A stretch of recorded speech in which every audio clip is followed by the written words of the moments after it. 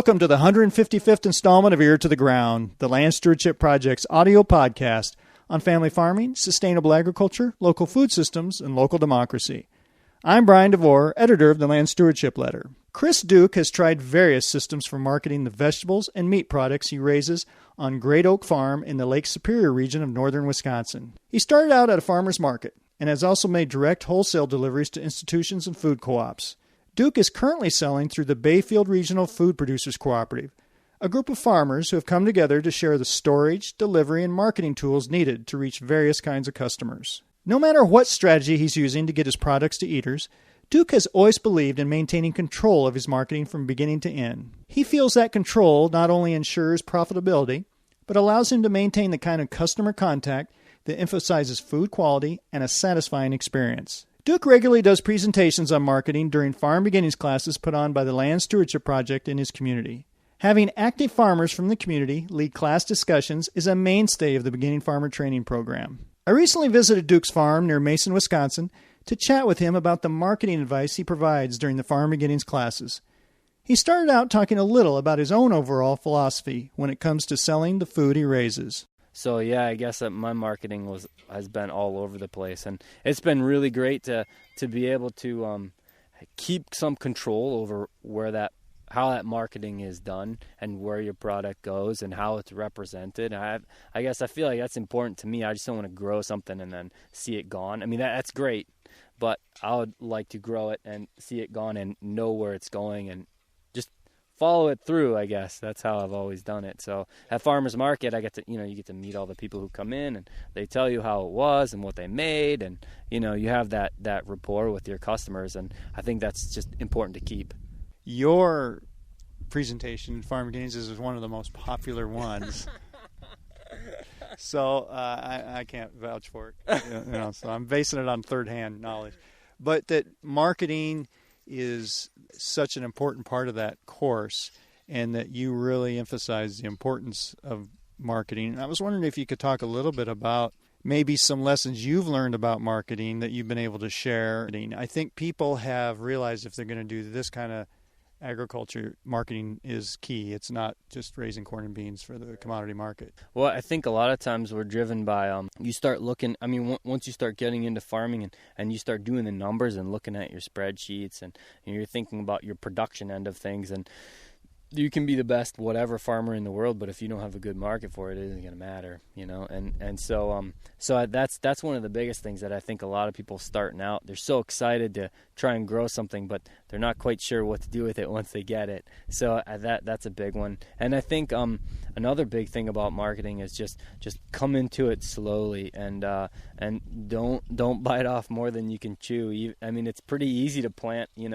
10 flats of whatever extra in the greenhouse, and then it can be pretty easy to weed and take care of those, but then when you get to the other end, you're like, oh god, what am I going to do with all this? So try and figure out where it's going first and start small, grow into it. Always plant a little bit of extra to give yourself some wiggle room. So we usually do about 20% extra is what we grow, and then if anything happens, then to our crop, then we've got this buffer and we have this good cheap insurance.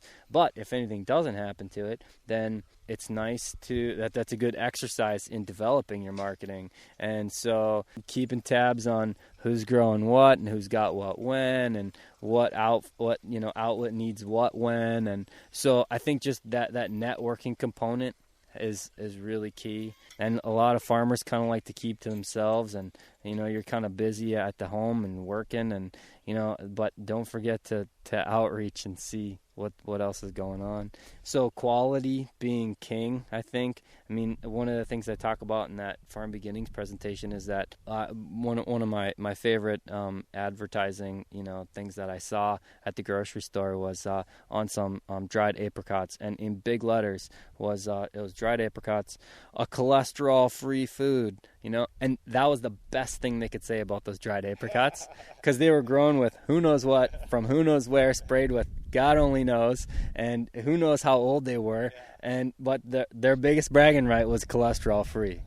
Well, great that you don't got much. So it's cardboard. Right. Yeah. So I think one of the biggest things is to market to our strengths, which is not price, but is quality. And so if we can keep our quality up, then people will be a lot more willing to pay that extra little bit and to put up with our inconveniences, of having to come to a CSA spot at a certain time and date, as opposed to just going to the grocery store anytime, any day, anywhere, and picking up whatever they want. So that's one of the things that I kind of really stress. Another thing that I stressed in that presentation is I think it's a really good idea to start out at farmer's market, because there's no pressure. You just bring whatever you have, whenever you have it, and you learn about what people like and don't like, and there's no commitments. You can't mess up, and then you can kind of step into the next level is kind of like maybe some wholesale, and you need to know a certain amount and when it's going to be there, but you don't necessarily, you can call your buyer up and say, well, corn's going to be 10 days late this year because it was a late spring, but you still have to have that same quantity, but it can be 10 days late. They can pull it off the truck. There's nothing you can do. But with the CSA, that's kind of the next level up. It doesn't really matter if the corn was 10 days late. You still have to fill that box with like 12 different things, and what do you got? So you need to know your quantity, your quality has to be there, your timing has to be there by the week. It can't be like, well, a couple more days and we'll have it. No, boxes go out on Wednesday, so you have to have it really dialed down. So I kind of encourage folks to a lot of people see the CSA model as a really great idea, and it is. It's brilliant and it's great, but there's a certain level of production, understanding that needs to go into it before you jump into that, so you don't make people have a bad taste in their mouth about CSA farms and that sort of, method of buying things. So we talk a lot in that presentation about marketing at farmers markets. So Bountiful is beautiful and have tons of food just like the supermarket does, and we talk about what the labels look like on the food at the supermarket versus your labels, and making sure that your stuff is clean and good presentation, and building confidence in the customer is really important, particularly with we do I didn't mention this before. We raise about 1,000 meat chickens, and those go out locally and to the CSA. So that's another thing. Like, people buying fresh meat, they got to know that you're doing a good job. And so they're going to come out to your farm and see it. And if your farm doesn't look nice, smell nice, then is that chicken going to taste nice? Is it going to be bad or what? So marketing meat is a whole nother level of trust that you need to build in your customers, and so just building that relationship is really important.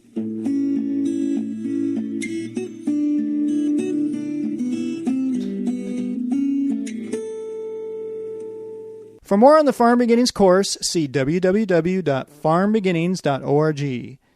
If you have comments or suggestions about this podcast, contact Brian DeVore at bdevore@landstewardshipproject.org. Or you can call 612-722-6377. Thanks to Laura Borgendale, a Western Minnesota musician, for Ear to the Ground's theme music. And a special thank you to all of Land Stewardship Project's members who make initiatives such as this podcast possible. If you're not a member, visit landstewardshipproject.org to learn how you can support LSP. Thanks for listening.